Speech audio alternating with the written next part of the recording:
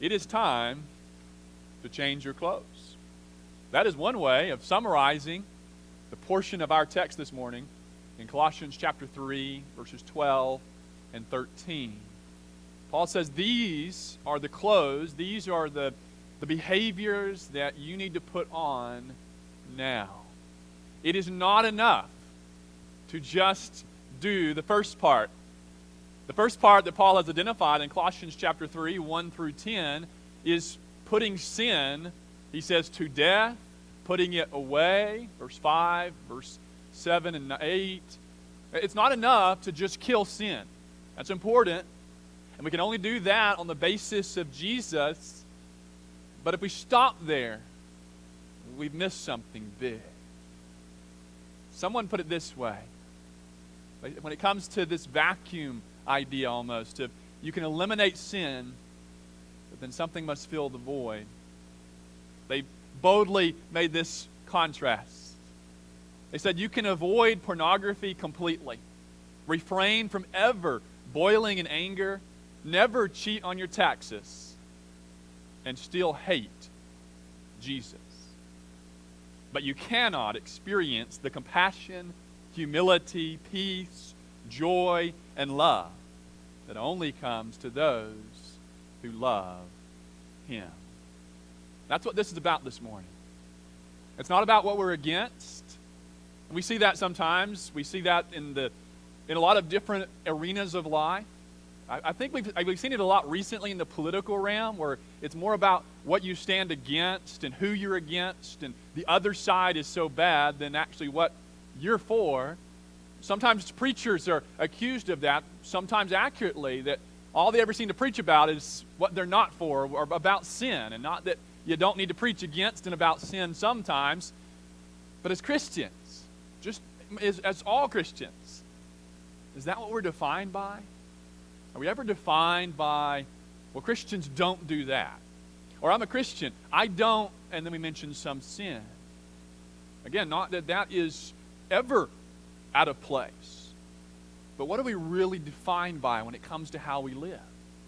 Is it always about, well, we don't do this, and that, this list of sins, and that makes you living the Christian life? Or is that just one small, almost, side of the picture? That to fill that void with what we're for, with practices that are like Jesus. The reason that Jesus is so great is not because just He didn't do certain things. In fact, most of what the gospel accounts record are what Jesus does, not telling us, well, He didn't do this. Let's open up together to Colossians chapter 3, verses 12 and 13.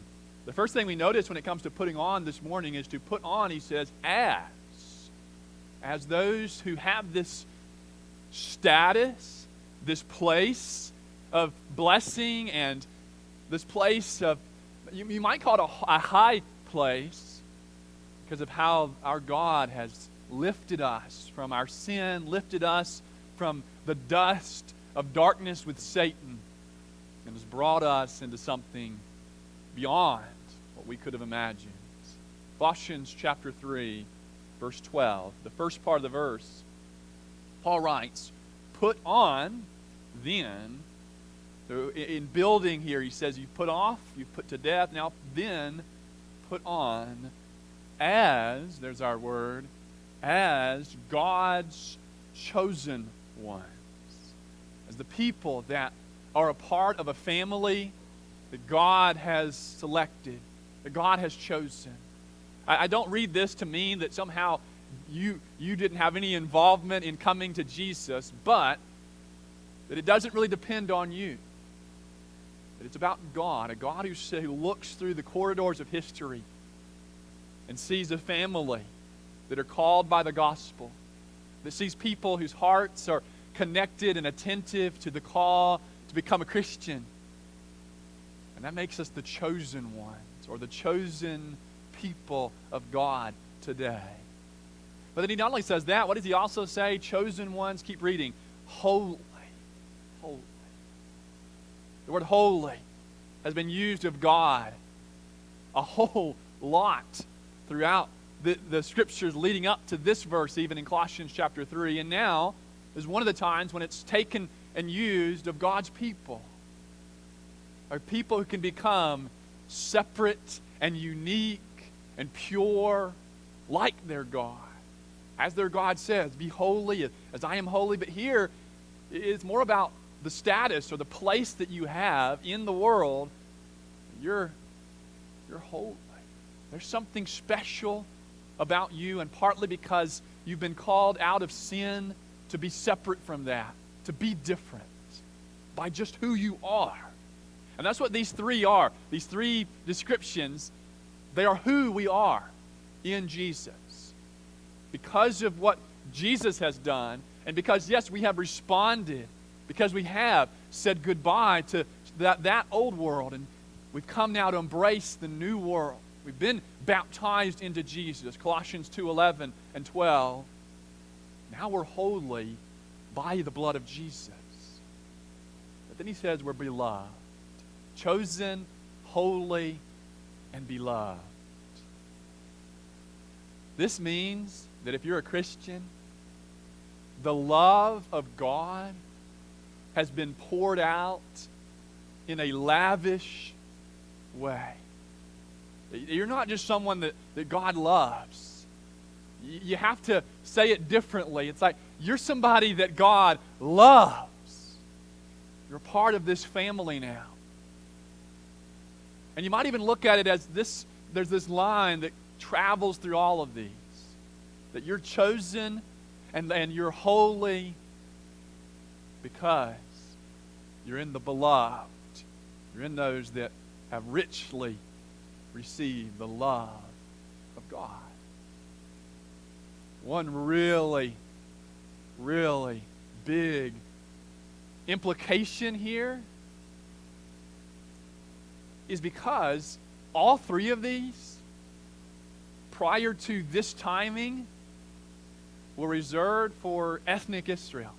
The ancient Israelites were God's chosen. They were the holy nation of God.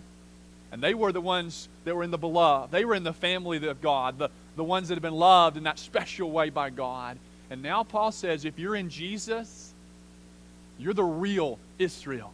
You're the real people who belong to the God of heaven and earth.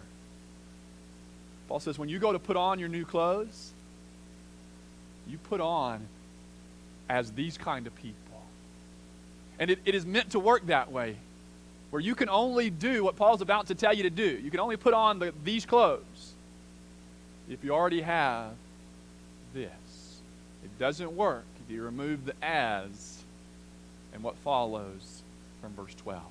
Put on as people that are chosen, holy, and beloved by God. Now we get the practices themselves. Put on these. Put on these qualities, or some like to call them graces. Put on these graces as if this is part of the way I embrace and live out the grace of God in my life, is when these become a part of my behavior. So here's who you are in Jesus. Now here's who and what you're meant to become. And here they are. Now there's a string of 5 here. You could count 5 in verse 12, and then you could go back to verse 8 and count 5 that you don't want to have, and you could go back to verse 5 and count 5 more sins there. So in the context, you've got 5 things to put to death, 5 things to put away, and now 5 things to put on. Now, I'm looking at verse 13 as it being a little different, and we'll get there in a moment, Lord willing. Let's read it. Put on then as God's chosen ones, holy and beloved, compassionate hearts. And as I read this one for the purpose of notes, and you might have already noticed that, I just used the word compassion. Although certainly that's not meant to distract from the impact of how Paul does write it through the Holy Spirit. But he doesn't just say, as I've simplified it, compassion. He could have. And there are other texts for that. But here, he starts, and this is the only one he does this with in this very direct way. There's a couple other words that that connect heart too. But he starts with a heart here that is compassionate. A heart that learns to feel what somebody else feels. A heart when it is something that doesn't concern me and mine at all. Has nothing to do with me.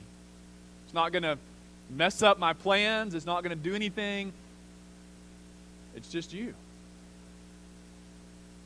But it hurts me because it hurts you. In Luke chapter 7, about verse 13, if you want to know the reference, Jesus comes along, or really what comes to him is a funeral procession of a woman that's lost her son. And the text says that Jesus, he hurt on the inside. It could even be that Jesus' stomach got upset because of the pain he saw in her eyes. That's what Paul means when he says, put on. You might even have to change put on. I mean, it's about putting on a clothes or a garment, but here you might even say put in your heart. Fill the void of the lies and the gossip and the sexual immorality and all of that is now leaving your heart, hopefully, and instead allow to rush in the flood of compassion for hurting people. Or someone that just has had life's misfortune or even is experiencing the consequences of their own mistakes. Have compassion on them. Be willing to look at them and have a heart that is tender to their problems. And then right next door to that, what's the next word? Kindness. Now this is not a recommendation this morning at all, but the word here can refer to mellowing. And so some of the Greeks use this word to describe wine that had mellowed. Or we sometimes talk about people that will say in their old age they mellowed out. Now, and sometimes that's used accurately in referring to their kindness. Sometimes it's just they've become more maybe complacent. But regardless of your age, Paul says, I want you to have a heart that has a mellowness to it. It has this openness to it and this almost like compassion, a heart that is not hard against people. And a heart that's willing to engage in activities then. Kindness always brings with it actions. So does compassion. These two work together to help people, to serve people. I don't know that we're ever any kinder, or maybe you could say we're at our kindest when we're serving.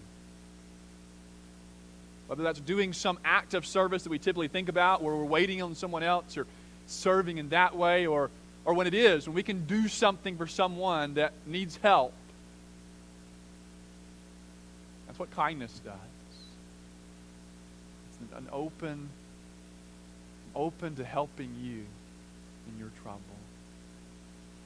So he says, put on then compassionate hearts, kindness, humility, and meekness.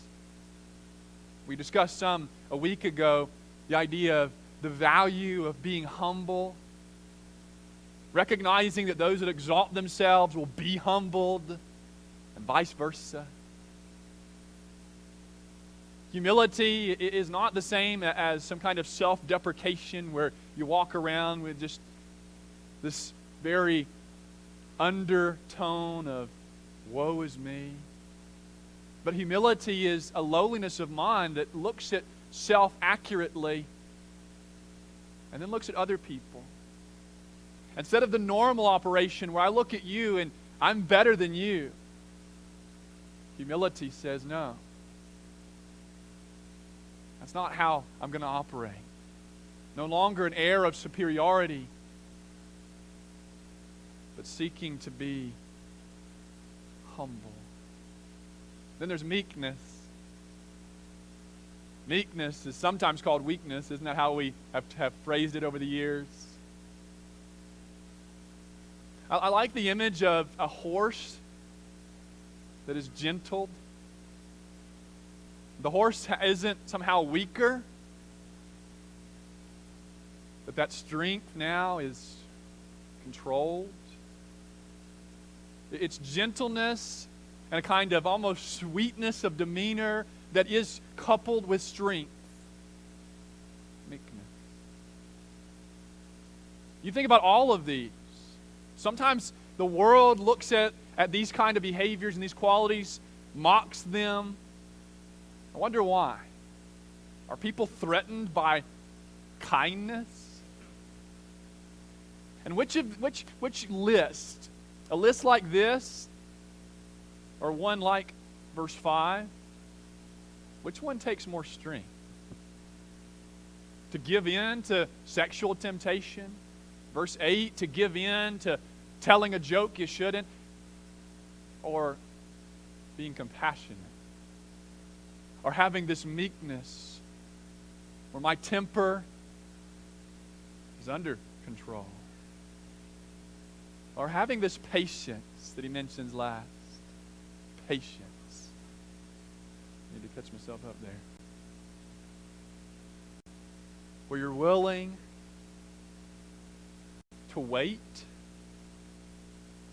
And instead of the instant that somebody says something that doesn't vibe with you, instead of instantly responding in anger, you're willing to wait. That's what the word patience there means. Is I have this temper or this anger, this passion that, like with meekness, I've been able to tame and bring under some level of control. I'm able, like God, to be long-suffering. Someone that is patient in that way. Someone who's in that way laid back. Instead of someone that rushes headlong into verbal battle or even actions like that. And these qualities are about relationships, aren't they? All of these are about how we treat other people, how we interact. You could go back and read these words that way, as interact with others with, and then fill in the blank, with compassion, with humility, with patience. Whether it's the person taking your order at the restaurant or it's your spouse. Ooh. What would that be like? Can you imagine patience in a marriage? Can you imagine patience in parenting? Can you imagine kindness at the office? What would happen? What would that really be like? Paul says it's time to go to your closet and get a new closet. Now that you've cleaned your closet out, go and pick out these qualities. And every one of these, we noted the first one, compassion, but every one of these is something that Jesus did, is something that Jesus still is. And we could pick examples. We're not going to do that for this morning, but I'm sure you could think of examples for each of these, more than one. We could read about Jesus. That's how Jesus feels and thinks and lives. But this is not just some list. It's not a list of do this, and then you'll be fine.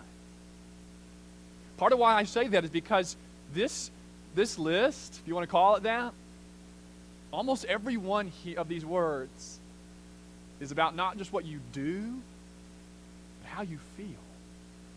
From a heart that burns and turns with compassion, to a heart that doesn't burn with an instant revengeful anger, but is patient. It's all about what I feel, as well as what I think and then do. So just plug that in to your relationships, to your interactions with other people, how you treat them. Put these, Paul says, on. Then we come to the last one. The last one or two in verse 13. In verse 12, put on as who you are. The rest of verse 12, put on these, what you're to be like because of who you are. And now, put on, and here's the outflow. I see verse 13 not so much as a part of the ones that are given in the 5 in verse 12. That's why I didn't count it. I count 5. It's more of what then will happen to how you live.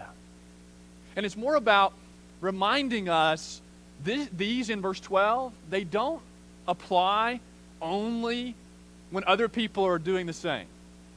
And that isn't as difficult, is it? We said these are difficult. They take strength. They take knowing Jesus. But when other people are having compassion on you, when other people are crying when in your sorrow, when other people are bringing you food or taking care of something that you need taken care of, when they're being kind and patient with you, it's not as difficult to return the same. But what about people that don't do that? And we live in a world where there's still a whole lot of people, even besides, you can stay within the church, but if you go outside the church, then it really becomes more reality. What happens when someone mistreats me? What happens when I have a complaint against somebody else? What do I do? What if I'm a perfectionist? I'm not going to ask you to raise your hands, but let's read verse 13 now. Colossians 3, verse 13. Bearing with one another. I like putting it that way.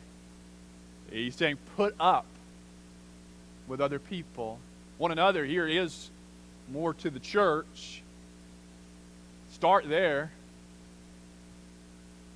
Do we ever have to do that? Are there ever people that say things and do things that set us off and we got to put up with it? Do we do that? But then he says this. And I said one or two because this is all wrapped up really tightly, isn't it? Bearing with one another. And if one has, there it is, a complaint against another, and that's when we would stop, and we might say, if Paul was there, stop right there, Paul. If I've got a complaint against somebody, okay, now I've got a reason to get mad. I've got a cause to fight for. I've got something to stand up and make sure people know that they can't disrespect me that way. I'm not going to stand for that. And there's a legitimate place within even biblical teaching that if there's a sin, to go and talk to the person and a procedure there. Now, that's not the angle Paul's looking at here. He's looking at the idea of a heart for forgiveness. If anyone has a complaint against you, what does it say? Forgive them. Here's where this compassion and this kindness and this patience, really all of the 5, this is where it really, really happens. It's when our interaction isn't going well. But I'm open to forgive you. There's a story told of Queen Marie of France. She was Italian born, and she didn't even get along with her own. I'm not saying because she was Italian, but she came into the French kingdom as kind of an outsider, and even her own son, they didn't get along very well, Louis. And there became these two sides within the kingdom, the queen and the prince. And as she's on her deathbed, an official from the Roman Catholic Church, a papal authority, came to help her make things right. And one of the things he told her, he said, you need to make things right with your son. And within the custom of the day, he said, how about I send him the bracelet on your arm? And that will be a means of expressing your reconciliation.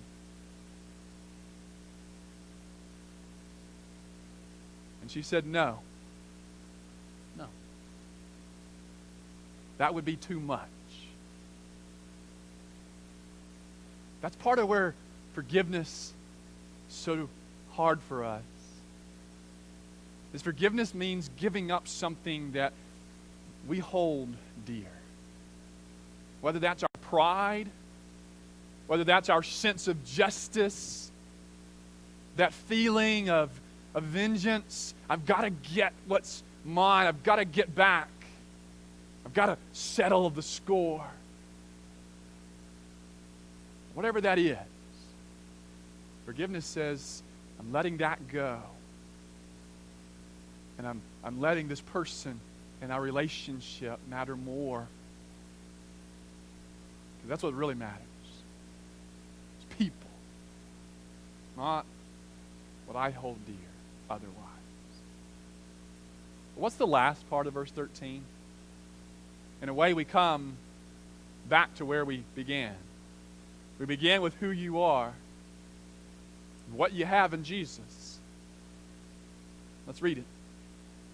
Verse 13, bearing with one another, and if one has a complaint against another, forgiving each other, as the Lord has forgiven you, so you also must forgive. Those who are forgiven are to be those who are forgiving. Like the man who said he never forgives was told, if that's how I'm going to walk through life, I don't do that. Then we could be told like he was told, then I hope you never sin. You consider how much we have been forgiven by the one who has never sinned. By the one who was beaten by the people who sin so he could save the people who sin and forgive them.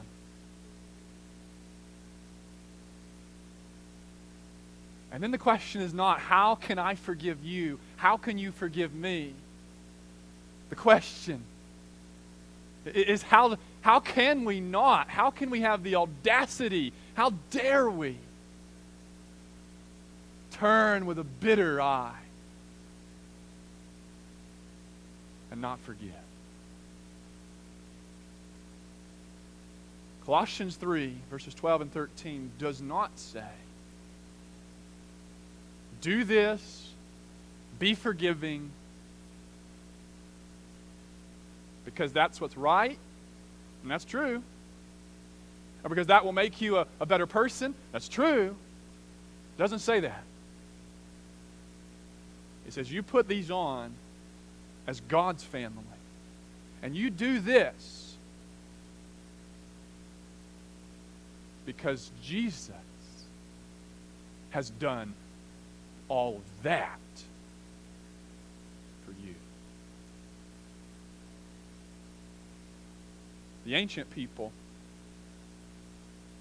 when they would be immersed into Jesus, when they were baptized, fairly early on, and for what seems like a few centuries, they practiced a change of clothes. They called them baptismal garments. That's how we'd say it in English, at least.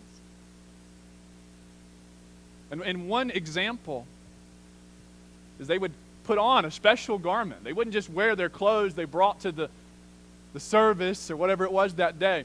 They had a special pre-baptismal garment. It was usually black or gray. They put that on. And then they were immersed. And then they would change. They'd put on a white robe, white baptismal garment. That's what it means to be a Christian. But where we might get lost in some of the details is that really only begins there. The real process of being made new, of being sanctified, comes later. Comes daily. Comes years and decades onward. As we learn to be, to feel, to live like Jesus. Paul says this morning, put on because of what Jesus did when they put him on a cross. Let's stand and sing together.